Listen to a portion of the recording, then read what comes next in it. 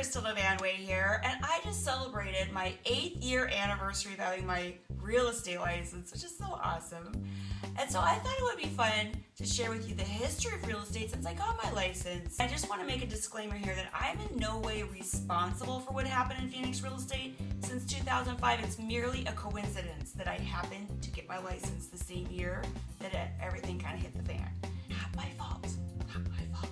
The best analogy that I can give for what's happened in the Phoenix real estate market in the last 8 years is a Category 5 hurricane. There's really a lot of similarities. Back in 2005, that would be your classic calm before the storm. You know, before a hurricane hits and all those tasty waves bring all the surfers from all over the world so they could get like a really rad ride? Well, that's kind of what happened here in Phoenix, only instead of waves, it was houses. Everyone and his brother came out to ride the wave of Phoenix real estate. And unfortunately, most of them had no clue even how to swim, let alone surf. And to make matters worse, if you can imagine along that beach, lots of stands set up with people selling surfboards to people and not even asking them, hey man, do you know how to swim? Only instead of surfboards, they were mortgages. I think back then they were even giving them to dogs. In real estate terms, what it meant is our inventory was 1 month. From the most conservative estimates, 1 month of inventory, which is essentially no inventory. Prices were going up like crazy. I mean, ridiculous. And I don't know if any of you were like buying houses back then, but here's kind of how it worked. You would just drive your car slowly past the house to make sure that it wasn't a burned out shell. Whatever the price was, you would add, $10,000, $20,000 depending on where you were shopping, just to have a shot at being competitive. So all those people were jumping into shark-infested waters, and then in 2006, that's basically when the rains came. And everyone looked around and said, holy crap, how did I end up in this mess? So 2006, I think there was still a little optimism, like, well, maybe it's not that bad. But by 2007, I think everyone realized they were in way over their heads. Inventory was up to 9.4 months. Remember, in 2005, it was 1 month? Well, now it's 9.4 months.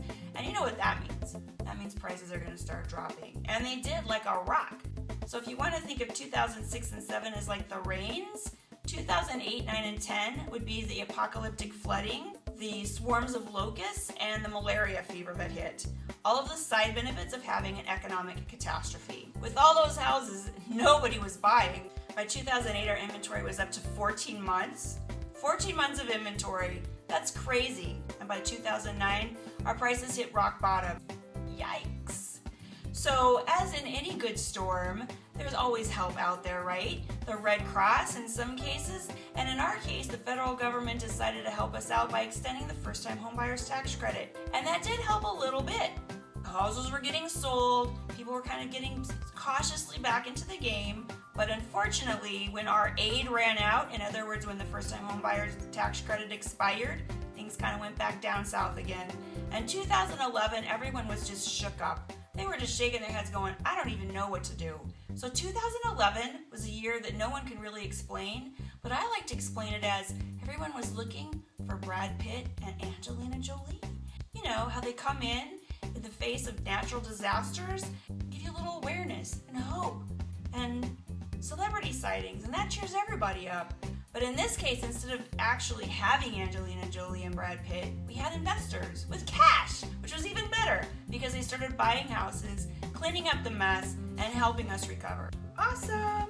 So 2012 was like the summer of love. It was a buying frenzy. Everyone was buying houses in Phoenix, and there just weren't enough to go around. In this case, the buying frenzy, you can't really compare it to what happened in 2005. This was people coming in, taking advantage of a very distressed situation, and the result of their help was helping our Phoenix real estate market recover, which is where we are right now in 2013. I mean, by all measures, we're really approaching a normal market. Now, you know how it is when you have a natural disaster. Things are never quite the same, but we're definitely getting a lot closer than we were.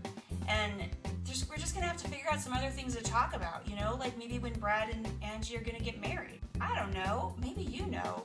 If you do, well, you know where to find me, Kristin at hereinphoenix.com. That's where. I love to hear from you, and make it a great sunny day.